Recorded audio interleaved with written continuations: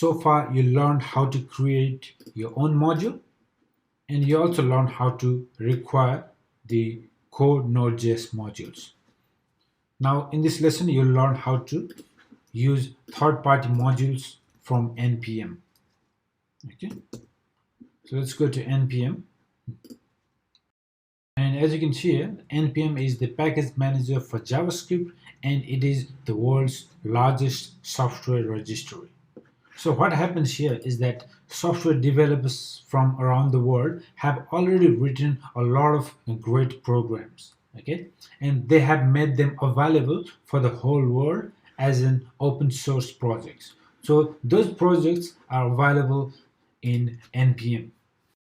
So we can use those existing packages and use them in our application so that we don't have to reinvent the wheel. Let's go to our application and see what package we could use. Of course, we can use a lot of packages, but to start from the very basics, let's go to the browser, and we have this output here, right? Okay, we have our server running, that's fine. So let me come here and make some change. Updated.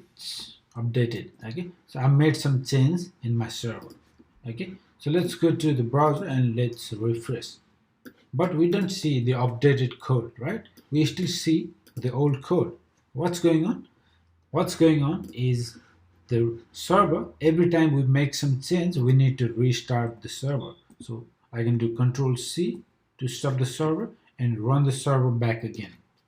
Okay, now if you go and refresh, you see it has been updated. So this is a bit of a hassle, isn't it? I mean, you don't want to go stop the server, make some change, and then again come back, stop and restart the server. That's a lot of hassle, right? So what if there is a package that would keep track of the changes in your server, and every time there is a change, it will keep track of that and restart the server itself. So we don't have to manually stop the server and start the server. It will all be handled by that package. Is there some package like that? Yes, of course there is. And that package is called Nodemon. So let's search for Nodemon. Okay, let's click here. And as you can see, the Nodemon package is here, and you see the installation guide.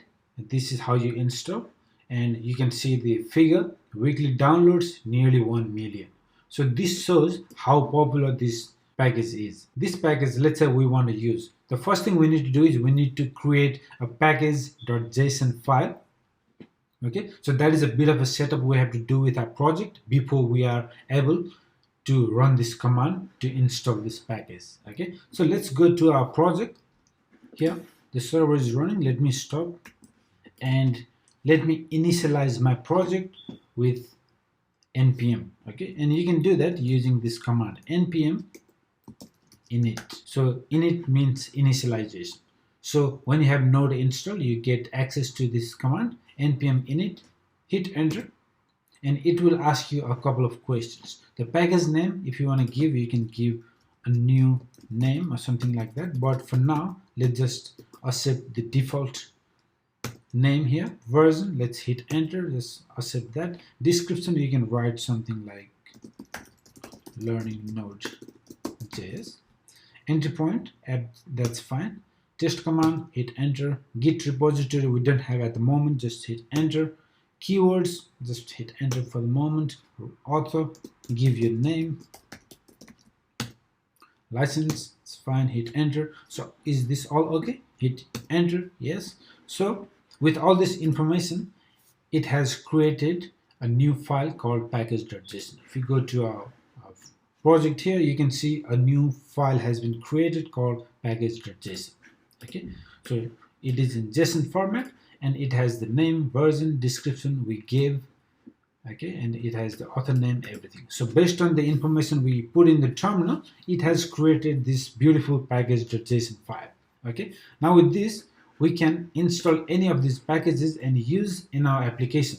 So let's go ahead and install this one, Nodemon. Okay, so here in the terminal, paste here npm I, or you can even write npm install any Either way, this one is much easier, just one word, hi.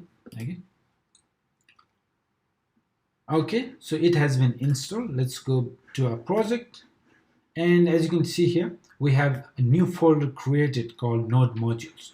So any of the packages, you can see the dependencies we have added nodemon here. So any package you install, they will be, the core source code will be in the node modules folder. But you might notice, if you see, you have so many folders here. So what's going on? We just installed one package, right? Yeah, but that's how it works. Okay, so this one package depends on many other packages. That's how it becomes such huge number of folders we get to see in the node modules. But don't be scared, that is absolutely normal. Okay, so without any further ado, let me use this nodemon package. Okay, so this one is actually not, we're not going to use like require in our application. This is for a bit of a different reason. Okay, before I even use nodemon, let me show you a simpler way. Let's call it dev. Okay, for development environment. Okay, and here let's write node app.js. This is what we were writing in the terminal, right? So let me save this file, go to my terminal, and this time I can run npm run dev. Okay, so this is the key we gave here, right? So if I run npm run dev, see what happens. It is just like running this command node app.js.